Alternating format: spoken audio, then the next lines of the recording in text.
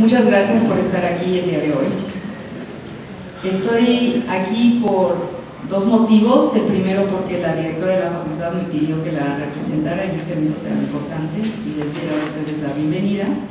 Pero el más importante es porque Gerardo Carmona fue mi colega y mi amigo, y Marcos Leitgó es otro colega y amigo, y entonces para mí es muy importante estar aquí el día de hoy.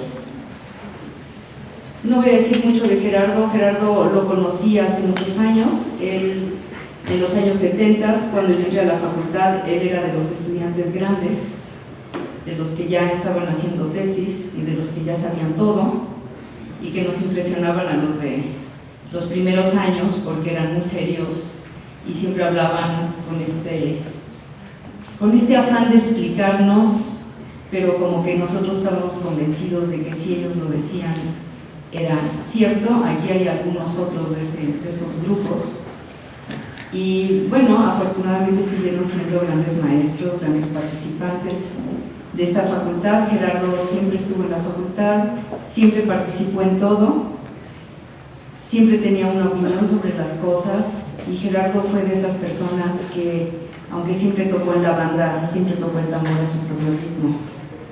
Y así se que mantuvo siempre. Él tenía sus propias ideas y sus propias maneras de hacer las cosas, y así fue como aprendimos a quererlo, con sus buenos y malos humores, pero siempre dispuesto a ayudar, a colaborar, a discutir, a participar.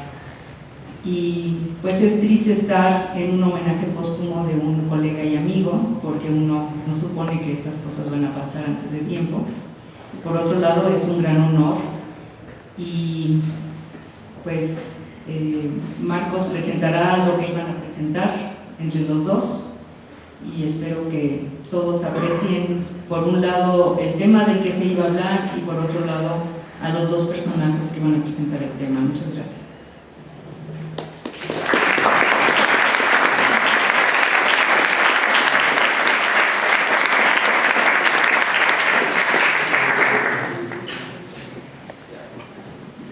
Bueno, ahorita, ya Katy dijo muchas cosas. Ahora, pues, yo, al igual que Gerardo, Gerardo, Marcos y yo, de hecho, en diferentes épocas, fuimos estudiantes del doctor García Colín. Aquí está también Rosalío. Yo llegué como al final, y desde que yo llegué a la facultad, de hecho, Marcos, Gerardo, Rosalío, Mariano, que no está aquí en este auditorio, fue como la hermanita menor. Y durante todos estos años, con Marcos y con Gerardo, pues podemos decir que casi somos como hermanos. Cuando hace 2 semanas, el miércoles exactamente de hace 15 días, anunciaron el premio Nobel, yo venía en el coche y escuché que le habían dado el premio Nobel a Taules y a Kosterlitz.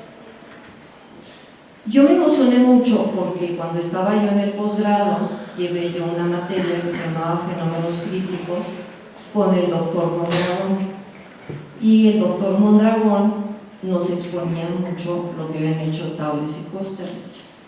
Entonces, es claro, nos va a platicar un poco Marcos, pero la física térmica, le podemos llamar así, no es de las ramas más premiadas dentro de la física, ni de las más apreciadas a veces. Entonces, para mí fue muy emocionante. Me acordé del doctor Mondragón, y pues para mis alumnos que están aquí recordarán que ese día yo llegué a clase casi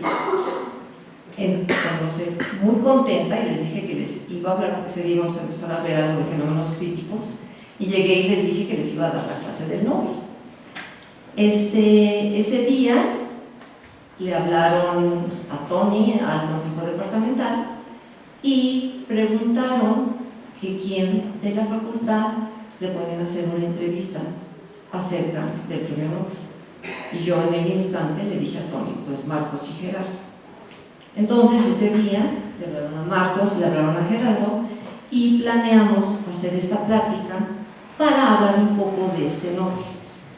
Desgraciadamente yo creo que Gerardo se echó para atrás. De hecho, este cartel que ven lo hizo Gerardo. Y Diego y Mariana pues hicieron el favor de, desgraciadamente, hacerle algunas correcciones. Entonces, bueno, Marcos, puedes empezar con tu plática. No sé si...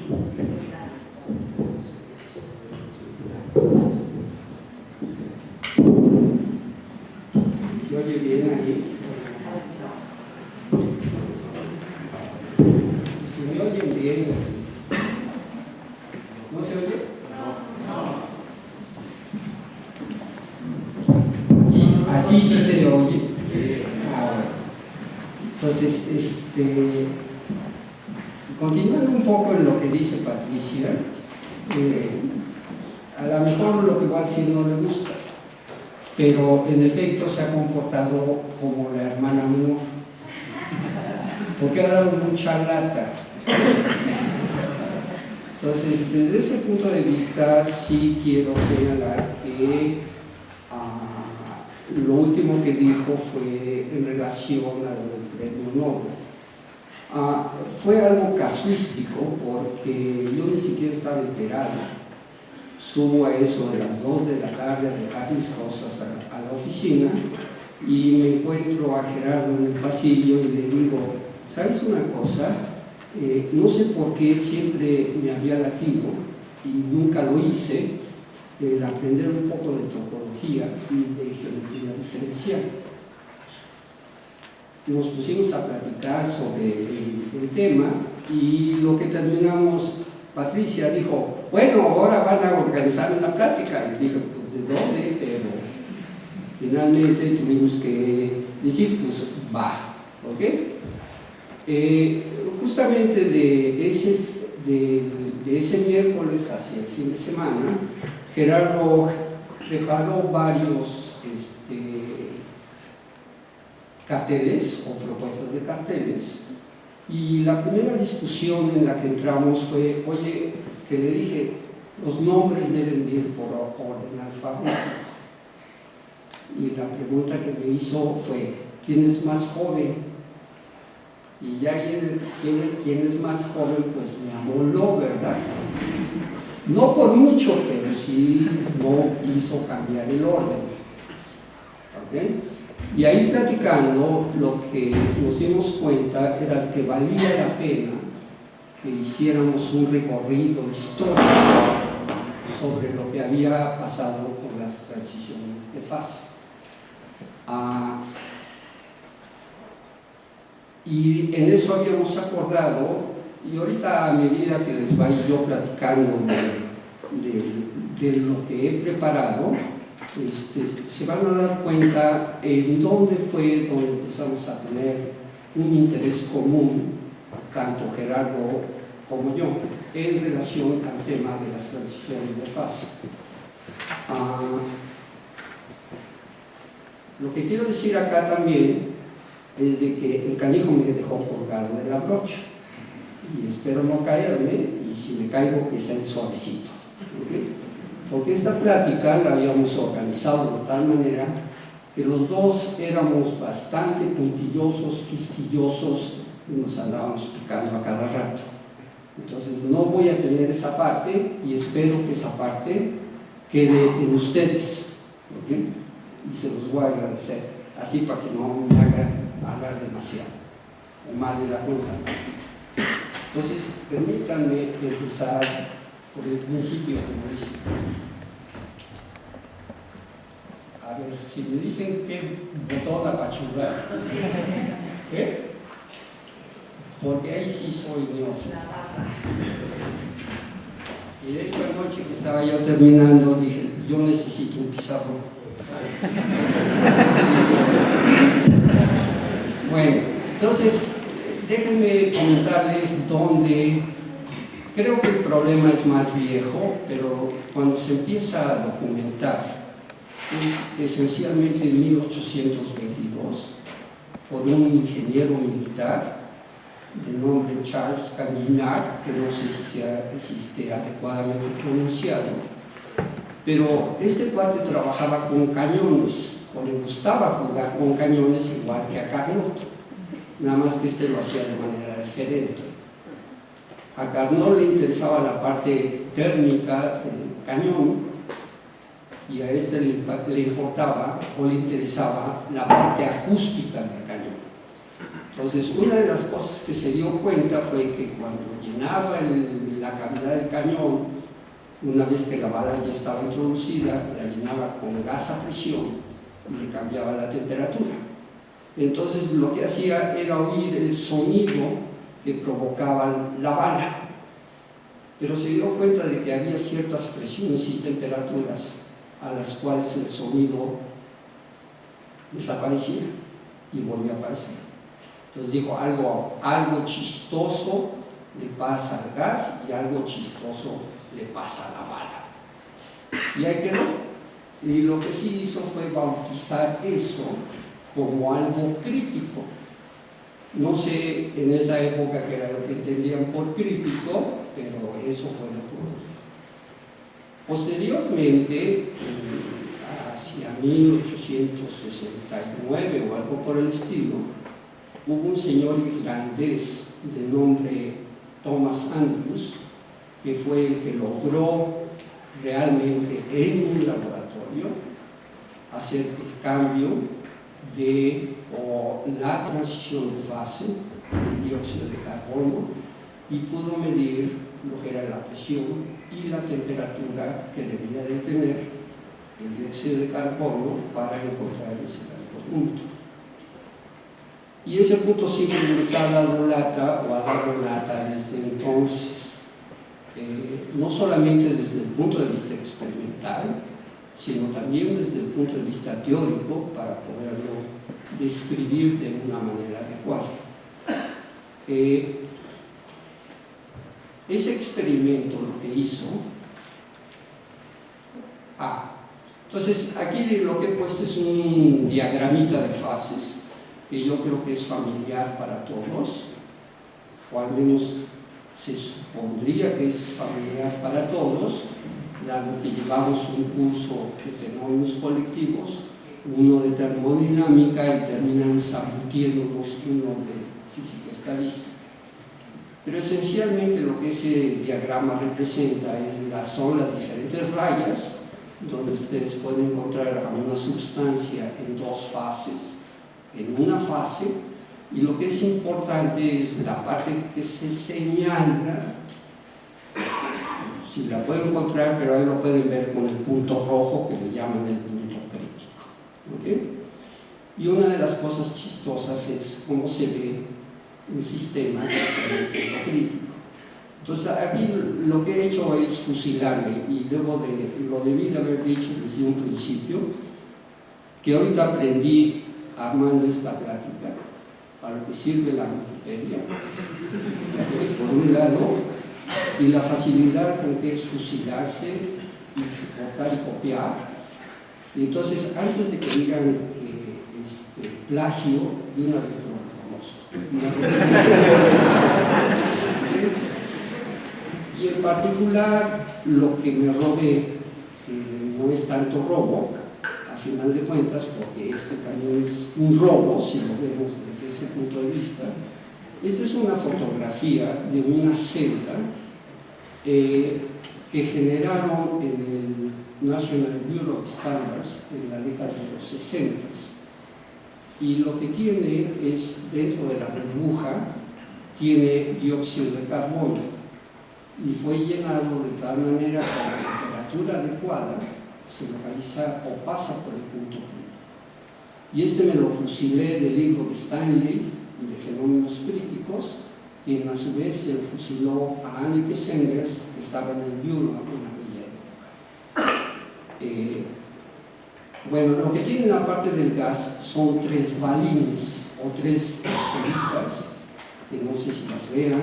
Esencialmente esas tienen una característica muy peculiar, que son tres bolitas con tres densidades diferentes.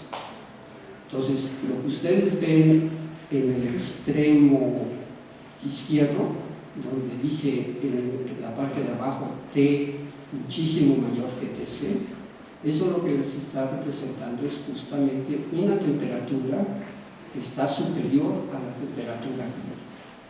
Entonces, pues, ahí uno nota, si se acuerda uno del curso de hidrostática, que lo que yo voy a tener es que el balín que está hasta arriba tiene una densidad inferior a la densidad crítica, el que está hasta abajo tiene una densidad mayor que la crítica y la que está por ahí abajito tiene una densidad parecida a la de la crítica.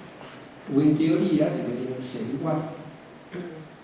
A medida que yo le voy bajando la temperatura, llego a la imagen que está hasta el extremo derecho y justamente es cuando se ha alcanzado la temperatura crítica.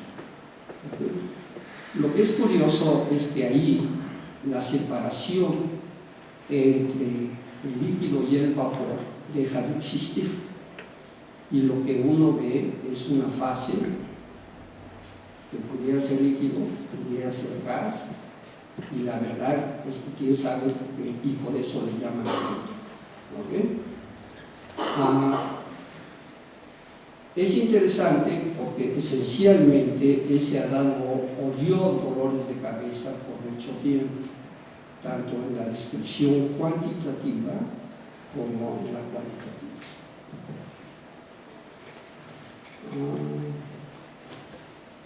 No. Si quiere ir para atrás, ¿cómo le hago?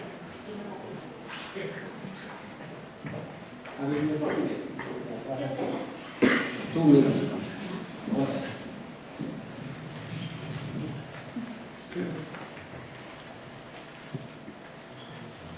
Bueno, el caso es de que ese trabajo que hizo el señor Andrews despertó la curiosidad de Van der Waals, a quien le dieron el premio Nobel en 1910.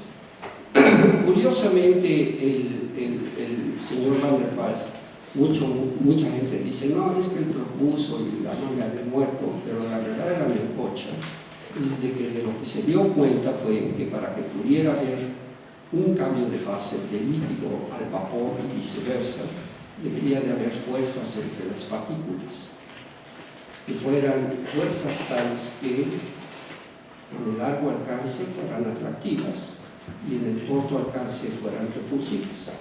Y lo que hizo este cuate fue mover las manos, echarle potabilidad y corrigió lo que viene siendo la ecuación de Stark del gas ideal.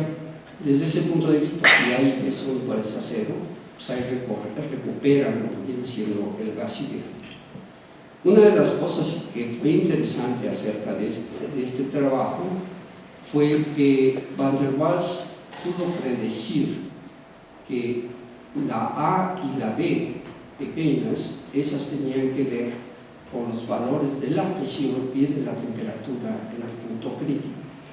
Y lo que hizo también adicionalmente a eso fue generar una ecuación adimensional donde se escondían esa A y esa B, de tal manera que la forma de la ecuación era la misma una vez que escalaba, independientemente del canejo material. De tal manera que uno podría decir, tengo solamente una ecuación, esa ecuación me sirve para cualquier canejo sistema fluido y lo único que tengo que hacer es el experimento de ver cuál es la presión, la temperatura crítica y tan termine. Entonces, desde ese punto de vista, si eso fuera adecuado, pues se pueden imaginar la cantidad de billete que se pueden ahorrar la industria que utiliza en sus procesos fluidos. ¿Okay? Entonces, eso justamente fue lo que le picó fue el aguijón que le picó a un señor de nombre Cameron Mons, del que les voy a describir un poquito más adelante.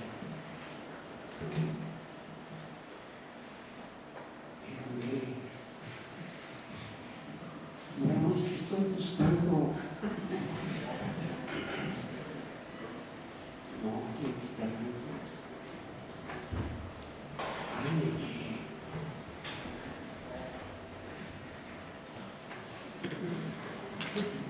Porque si no les voy a echar tiempo a mis amigos.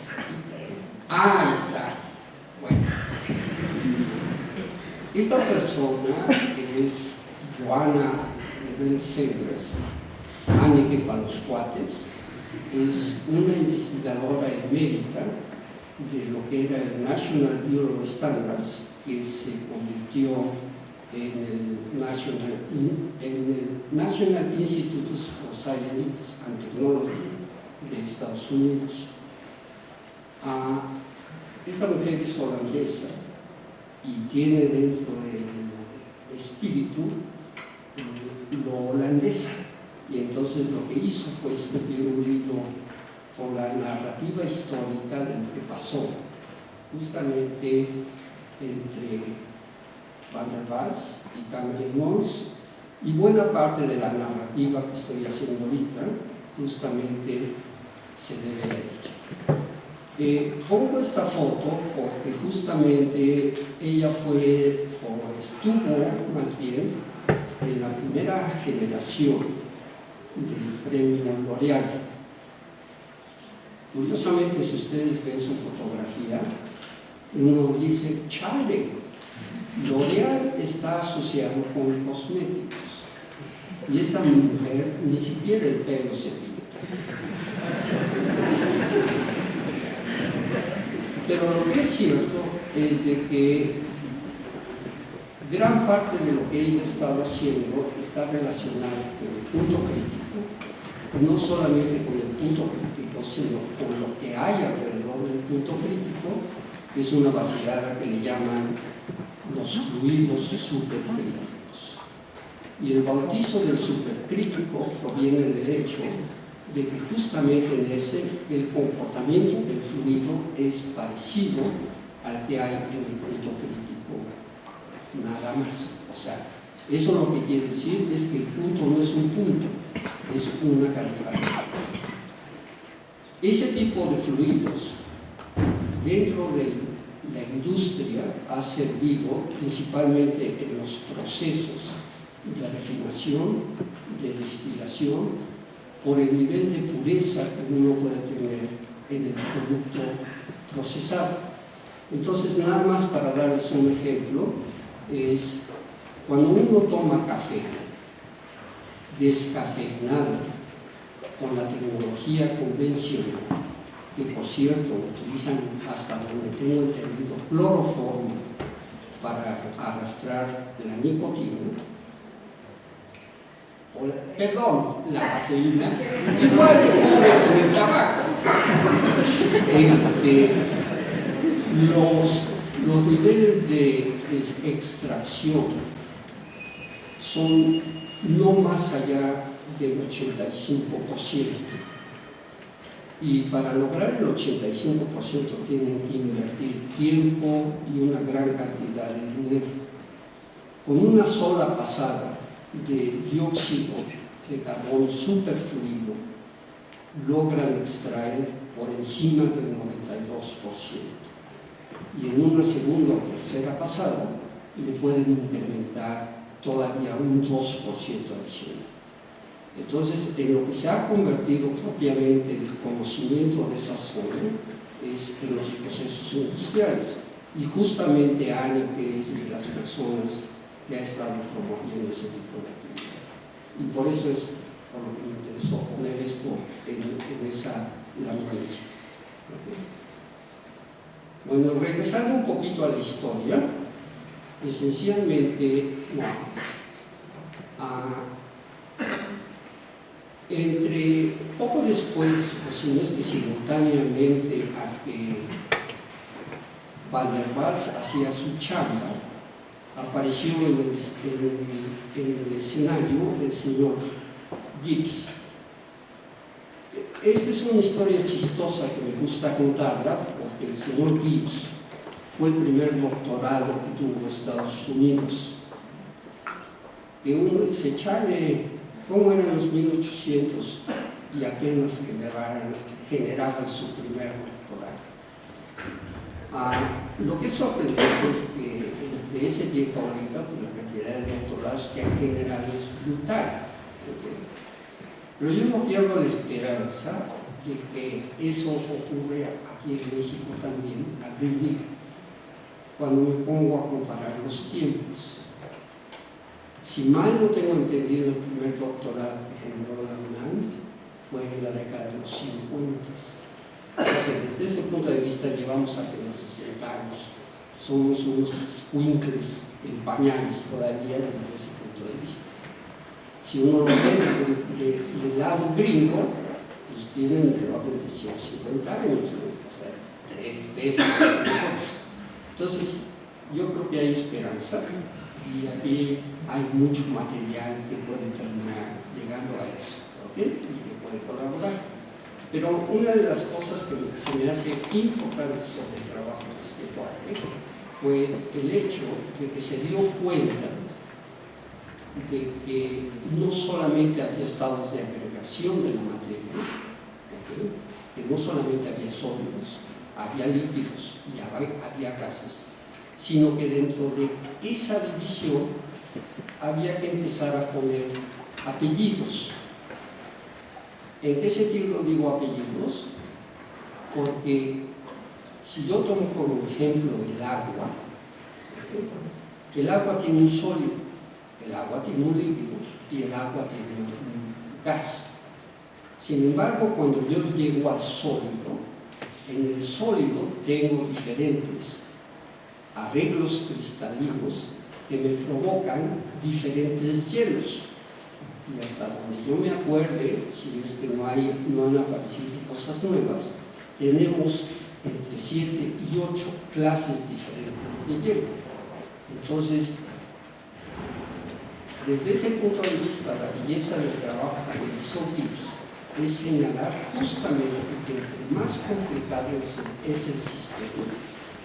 Yo puedo tener sólidos, líquidos y gases, pero lo que voy a tener son diferentes facetas de esos estados. Y eso lo traigo a colación porque una de las cosas que estuvimos platicando, Gerardo y yo, el día que hicimos de la plática, va en la dirección del problema que tenemos de fondo los canijos físicos.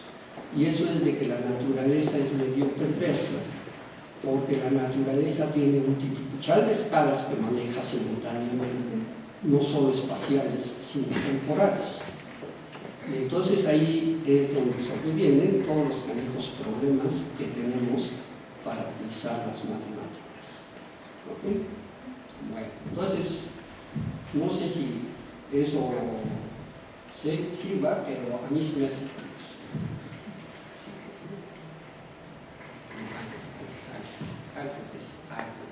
Ahí. Bueno, ese es el señor Camille Mons, que también ha hecho coaventuras sobre el personaje este. Y ese personaje lo que tuvo de gracia fue que cuando vio lo que había hecho Van der Waals, se le puso entre ceja y oreja que cualquier gas que le pusieran enfrente lo tenía que licuar. Así, nada más por eso. Y justamente lo que hizo este señor fue comprarle un viejo, pero viejo en serio, compresor a un señor de nombre Caliter y Matías. Le compró el compresor, le metió mano al canijo compresor y empezó a comprimir gases.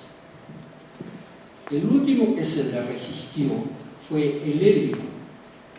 Parece que le costó un dolor de cabeza, y no solamente le costó un dolor de cabeza, sino tuvo que entrar en negociaciones con Dewar, que era un científico inglés que había licuado el hidrógeno que era requerido para licuar el helio.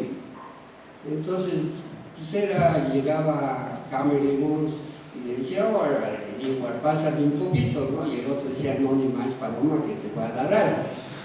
El caso es de que estuvieron en ese jaloneo, y hubo un momento en que hubo un accidente en el laboratorio de Camille Mons, que cayó protección civil y lo tuvieron que cerrar por 2 años.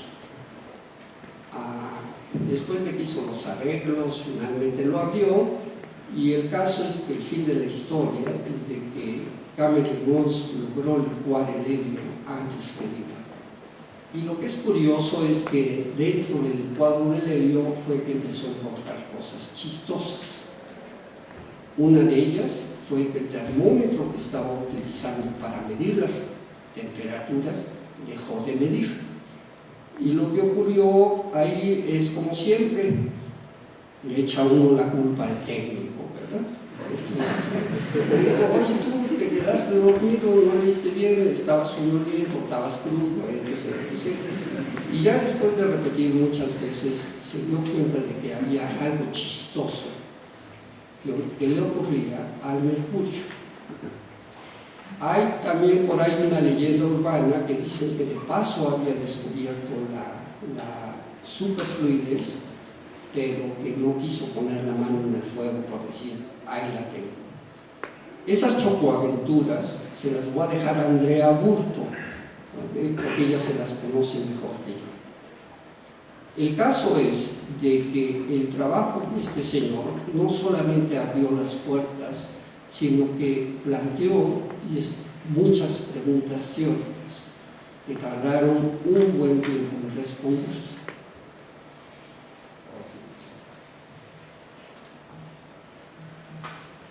No, antes. Ahí.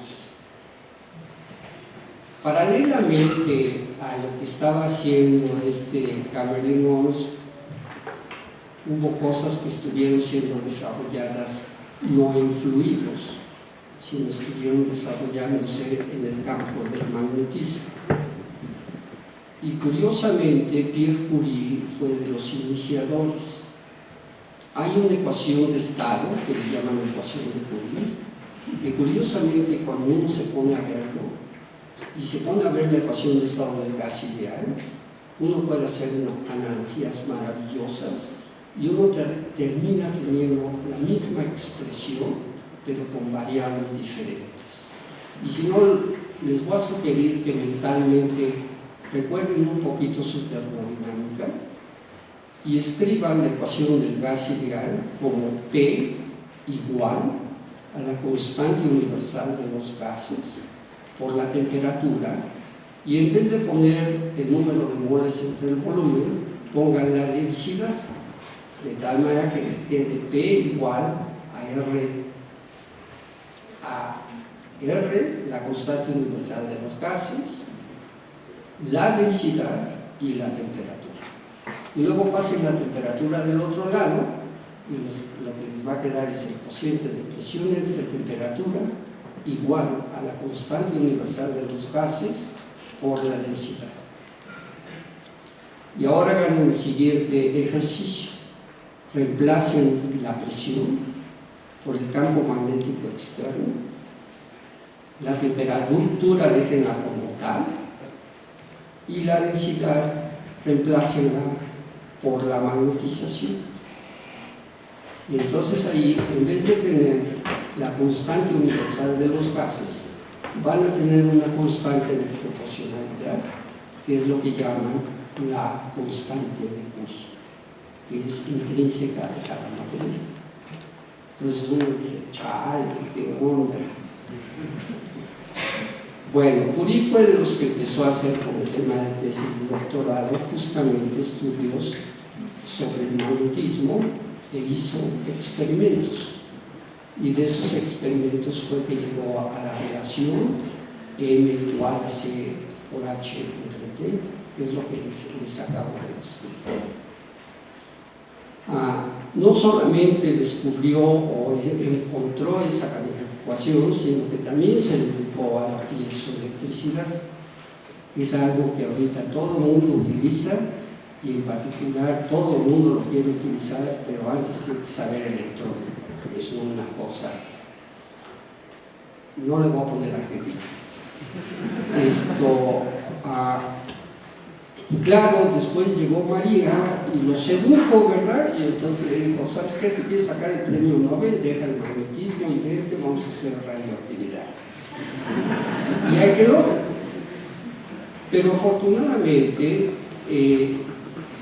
este cuate, Pierre Curie, se consiguió un estudiante de doctorado que fue el señor Langevin, y le dijo, mira, constrúyete un modelito microscópico para que encuentres lo que yo encontré. E hizo su trabajo.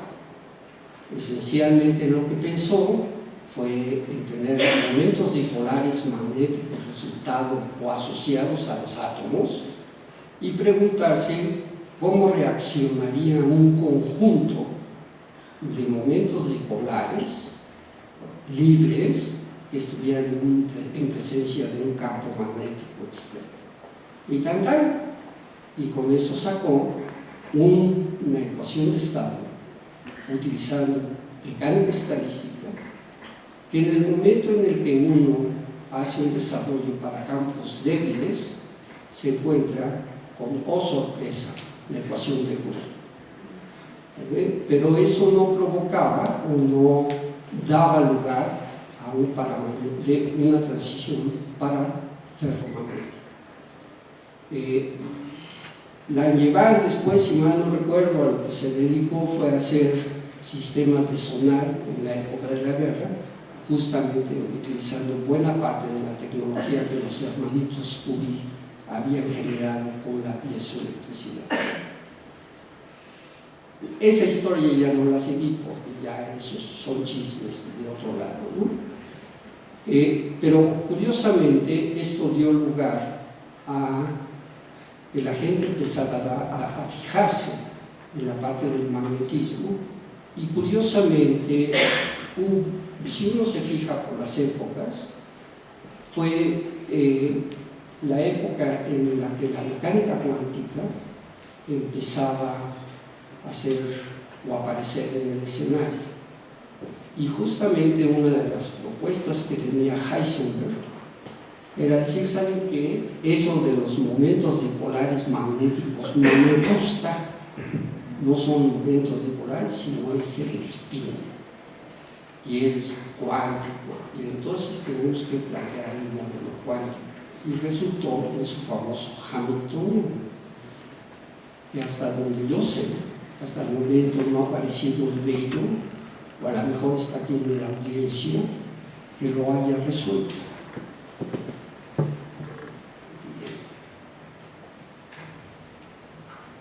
Justamente aquí es donde empieza en cierta forma el interés común que Gerardo y yo tuvimos en lo que viene siendo la termodinámica y la física estadística.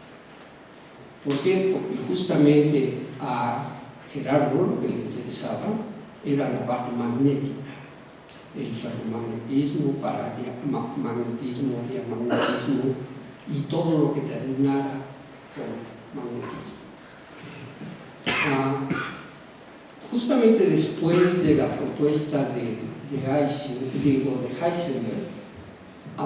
hubo un señor de nombre Wilhelm Lenz que dijo, no, estas todavía están en pañales, chavos. Vamos a pensar nuevamente de manera clásica y vamos a ponerle a un estudiante del doctorado que haga su tesis con este problemita. Entonces lo que hicieron fue pedir. Y lamentablemente mi falta de pericia en el internet y con la tecnología hizo que la filmina que había yo armado ya se me desapareció y ya no me dio tiempo de aparecerla de nuevo. Pero lo que es interesante es de que si uno busca a Hamiltoniano y Heisenberg y le quita uno las caretas a las variables y las convierte en variables clásicas, uno va a obtener lo que se llama el Hamiltoniano de Ising. Es lo mismo. Lo que se está pensando es que van a tener interacciones entre momentos dipolares antes que eso. Vamos a hacer un ejercicio de imaginación. Vamos a pensar que tenemos una red cristalina, cúbica, para facilitar las cosas, 3 dimensiones, y en cada uno de los puntos de esa red podemos ubicar un momento dipolar magnético. Lo que se le ocurrió al señor Ising, que lo tomó de Heisenberg, fue pensar en que los momentos dipolares que hay en cada punto de la red interactúan entre ellos, pero solamente por parejitas. Cuando uno empieza a hacer la mecánica estadística de eso, se vuelve uno loco, porque en 3 dimensiones la cantidad de posibles arreglos que uno pueda tener para calcular las diferentes configuraciones es un demonio. Y de nuevo, hasta ahorita, hasta donde tengo entendido, las únicas soluciones que hay al modelo de 3 dimensiones son desarrollos asintóticos, de lo que vamos a hablar en un momento más, en un parámetro extraño que le llaman epsilon, y que curiosamente esa epsilon no es un número entero, sino es un número chistoso, y eso se lo voy a platicar más adelante. El caso es de que este señor Ising fue el que tuvo la tarea para poderse doctorar y resolver ese problema. Y curiosamente lo que hizo es, en 3 no encontró solución, 2 para el momento y para las matemáticas que sabía, no lo pudo resolver analíticamente y terminó haciendo el de una sola dimensión. Y lo que dijo, en una dimensión no hay transición de fase. Y claro, hay argumentos estadísticos para saber los resultados, ¿sí? Pero eso ya es peccata minuta. Entonces déjenme dejarlo acá, porque justamente ese modelito de Ising va para arriba, va para abajo y ha puesto de cabeza más de mí. Aquí hay una cosa que es interesante, que esencialmente es una cosa de tipo político y que a mí me ha llamado, o siempre me llamó la atención, porque en algún momento de mi vida tuve que aprender sobre este señor y me llamó mucho la atención porque solamente tuvo un paper publicado que fue de su tesis y ese paper lo publicó en 1925 y uno empieza a revisar en el internet y todo eso y es el único paper que aparece. Entonces uno dice, chale, ¿qué onda? Y este señor tuvo una vida trágica porque justamente era de origen judío en el momento en que empezaba el nazismo en Alemania, que terminó en un campo de concentración y después terminó refugiado en Estados Unidos. Y lo lamentable del caso es de que nunca se vio enterando, sino ya cerca de su muerte, del impacto que había tenido su trabajo. Entonces, es nada más una caneja lección de por qué no deben haber guerras, ni tampoco discriminaciones.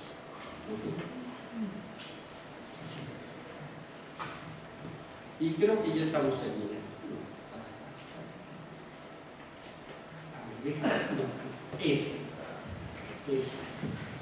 Ese es un señor de nombre Lars Onsager, químico de origen, y de hecho hace burla porque fue el químico que resolvió el problema de Ising en 2 dimensiones y propuso la solución analítica. Entonces, esa es la burla que hace, que creo que tiene un humor en cierto sentido. Y curiosamente, para encontrar la solución analítica, este cuate utilizó la topología.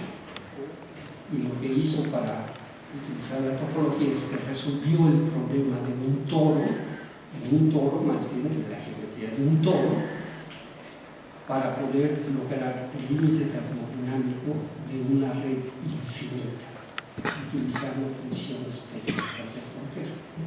Lo que es interesante acerca de su resultado es de que en efecto va a haber un punto crítico y una de las características que va a tener ese punto crítico es que la capacidad calorífica a magnetización fija va a tener el infinito de manera logarítmica a medida que uno se acerca a la temperatura crítica. Y eso es interesante, porque justamente lo que ocurrió, lo que han mostrado las gentes que han estado haciendo las cosas que les dio el premio Nobel de este año, es que precisamente el comportamiento de las estructuras que encuentran varía de manera logarítmica. Entonces, no sé si sea casualidad, sea un resultado debido a la red, quién sabe. ¿Okay? Pero se me hace interesante justamente eso. Este señor, Lars Sonsager, se dedicó a muchas cosas. Y de hecho, el último trabajo en el que estuvo metido fue en tratar de descubrir el arreglo cristalino que tenía cada una de las fases del hielo. Creo que el que se quedó fue en el hielo 3 o algo por el estilo, pero a eso se dedicó en los últimos años de su vida. Bueno, ahora sí ya nos vamos a ir más rapidito. ¿Okay?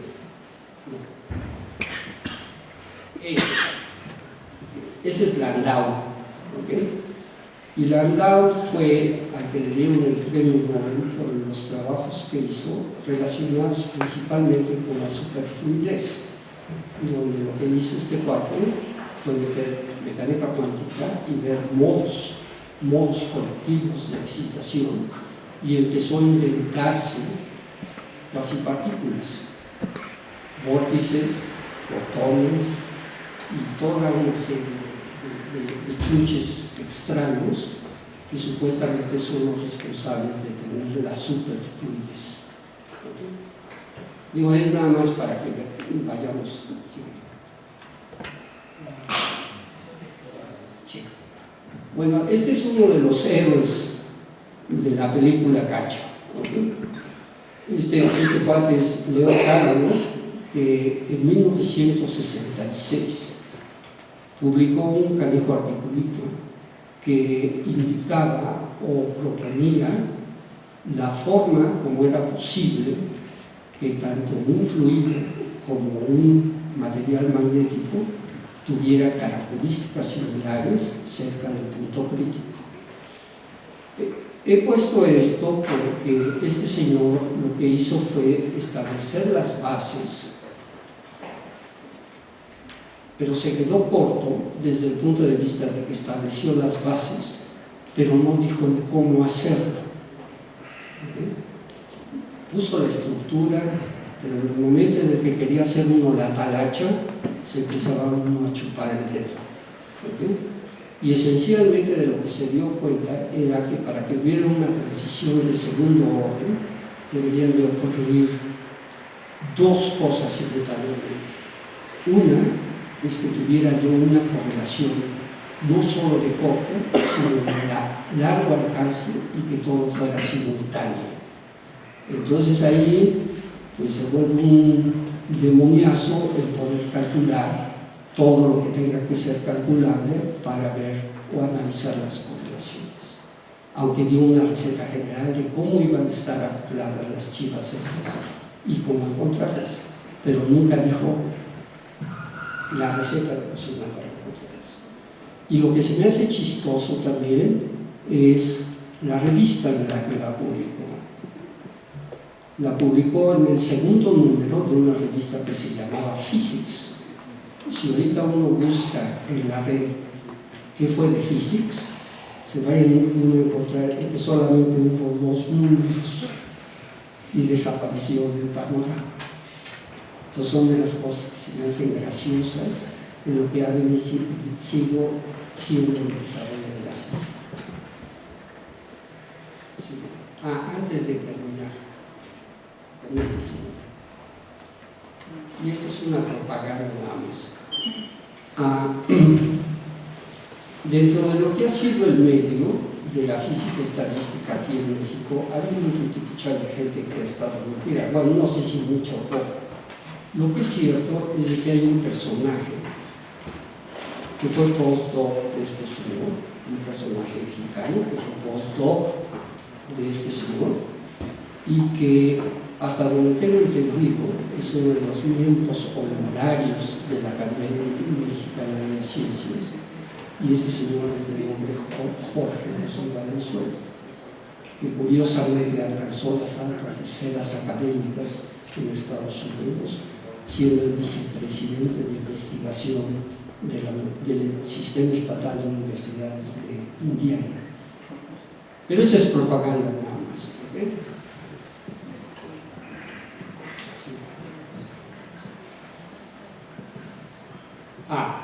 Este señor fue el que dijo cómo hacerle con lo que había propuesto Kavanaugh. Y él lo que hizo fue introducir lo que llaman el grupo de la renormalización, que esencialmente es una técnica que este cuate aprendió haciendo teoría del campo. Este cuate hizo su doctorado en Caltech y estuvo asociado con Freeman Dyson, justamente haciendo ese tipo de cosas. En una de las series pláticas con este señor fue algo muy curioso que le llamó mucho la atención a la gente, y esto es la publicación por la cual le dieron el premio Nobel. Apareció en un número del Physical Review de junio de 1971. De hecho, aparecen dos artículos cuya diferencia es uno romano y uno romano, pero uno es continuación del otro. Curiosamente, cuando le preguntaron por qué había hecho eso, la respuesta fue: el editor no me lo quiso aceptar en uno solo y me dijo que mejor lo partiera para que me lo aceptara. Esa es una de las cosas que es interesante. Pero la otra que es interesante también es que justamente cuando hizo su tesis e instrumentó lo que Kavanaugh le había dicho, se dio cuenta de que no sabía termodinámica.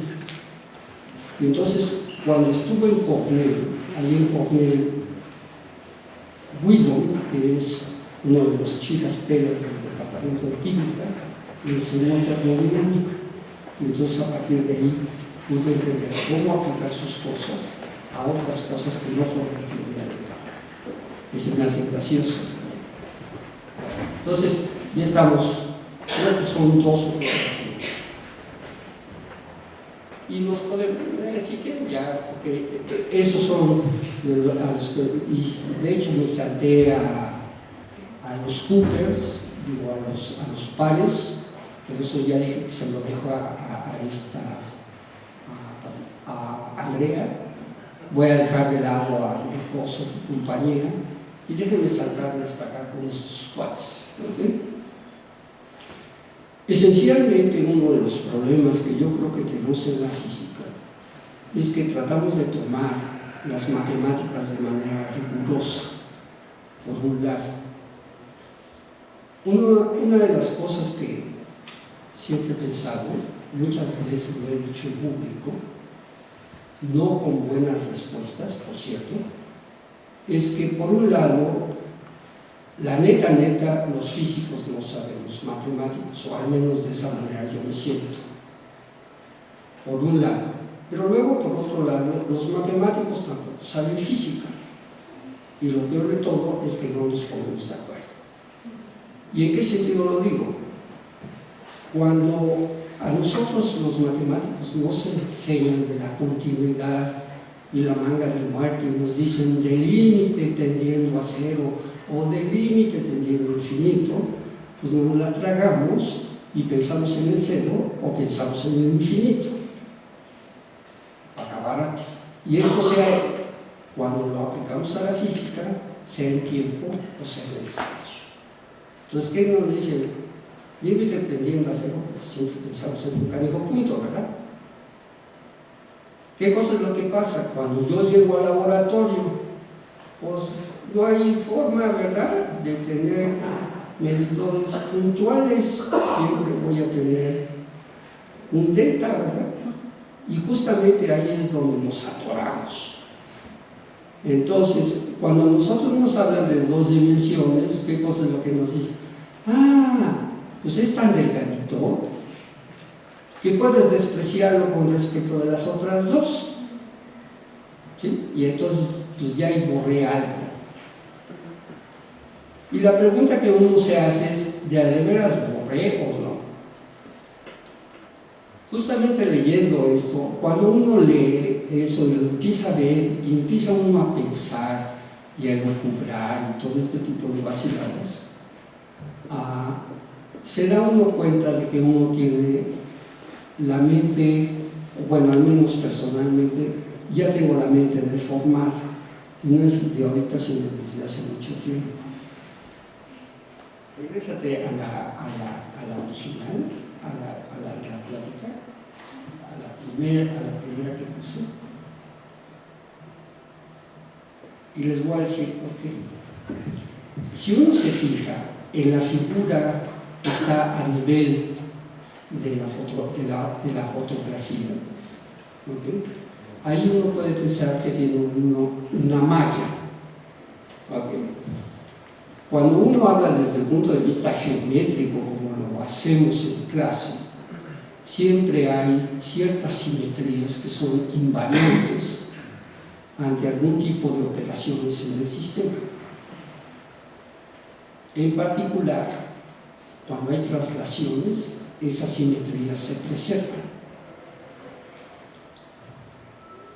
Y eso es una de las cosas que aprendemos desde que nos enseñan mecánica.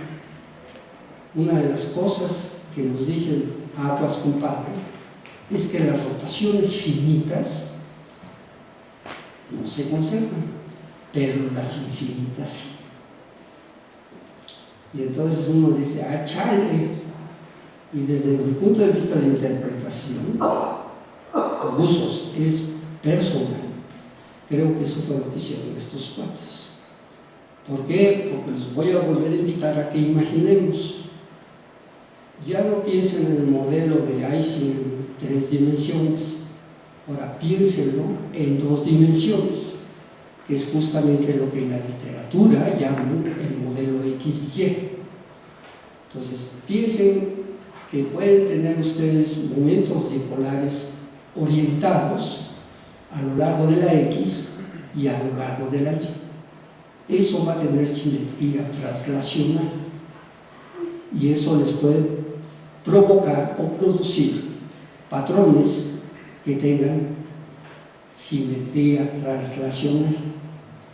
Sin embargo, si ahora yo veo la orientación angular de cada uno de esos, yo puedo empezar a formar patrones de nuevo, pero esos patrones van a ser no círculos, sino van a ser cuadrados de diferente tamaño. No sé si se lo puedan imaginar. Y eso es lo que me pueden formar estructuras. Si yo lo veo desde arriba, esa estructura va a tener la forma de un vórtice. ¿Sí? Y digo, entonces, ¿qué cosa es lo que voy a tener? Esas ya no tienen traslacional, pero sí rotacional, ¿verdad? Justamente creo, sospecho, porque no he tenido el tiempo suficiente de leerlo con detalle, que en eso radica este tipo de trabajo. Y eso abre muchas posibilidades. ¿Por qué? Porque si se acuerdan, les mencioné en la transición líquido-vapor, siempre hay una interfase, en el caso de las de primer orden.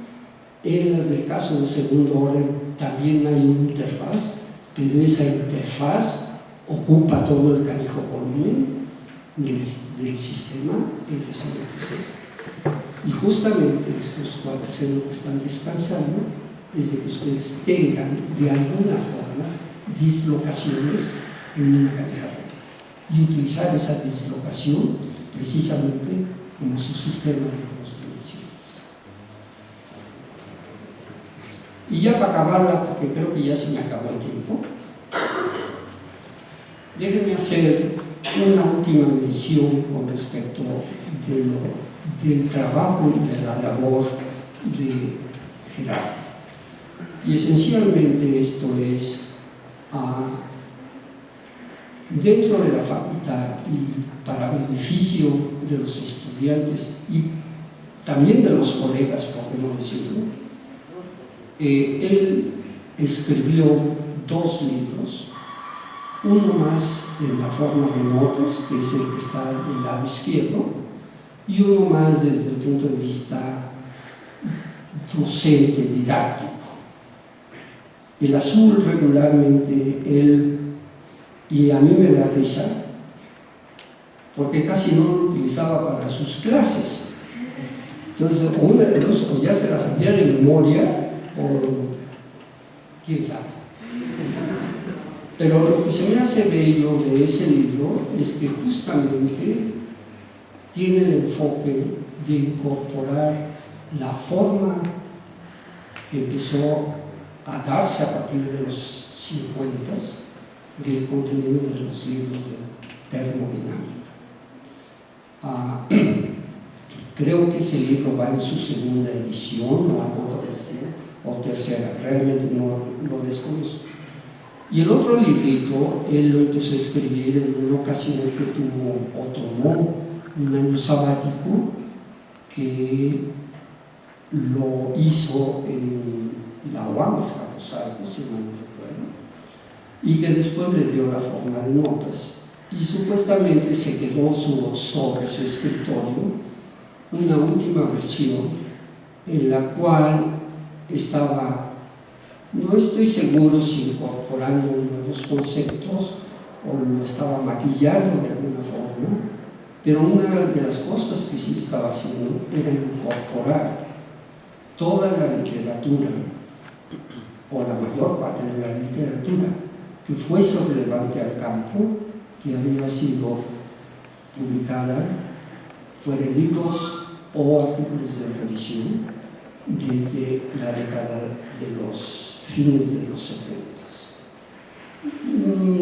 empezando con el trabajo de Calvo.